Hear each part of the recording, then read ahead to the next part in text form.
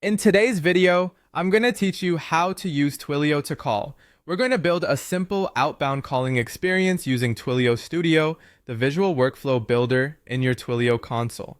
The goal is to get you from sign in to a working canvas with the make outgoing call widget.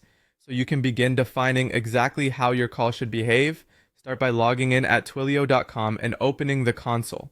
Once you're in, head toward the Studio area. If Studio isn't front and center, click Explore Products, look for Developer Tools, and select Studio. In the Studio dashboard, use the plus button to begin creating something new. Choose Create a Flow to spin up a fresh workflow space where all of your call logic will live.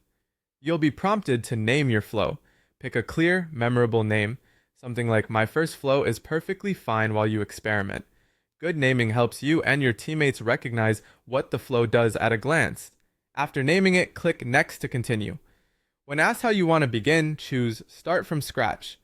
This option gives you a clean canvas without any pre-built steps, which is ideal for learning and for precise control. Click Next again to open the Studio canvas where you'll design the call experience. On the right-hand side, you'll see the widget library. And this is where you'll find building blocks for voice, messaging, routing, and logic.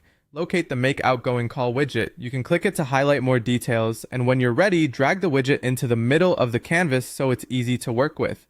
This is the heart of your outbound experience. From here, you can start to make an outgoing call by configuring the widget.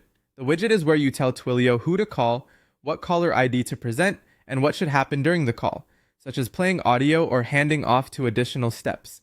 Keeping your configuration clear and well labeled will make testing and future updates much easier. As you arrange your canvas, remember that the Studio workspace is meant to be visual and intuitive. If you ever lose your place, the widget library on the right and the canvas in the center are your anchors. Use descriptive names for anything you add and keep notes so you know the intent behind each setting. That's it for the initial setup.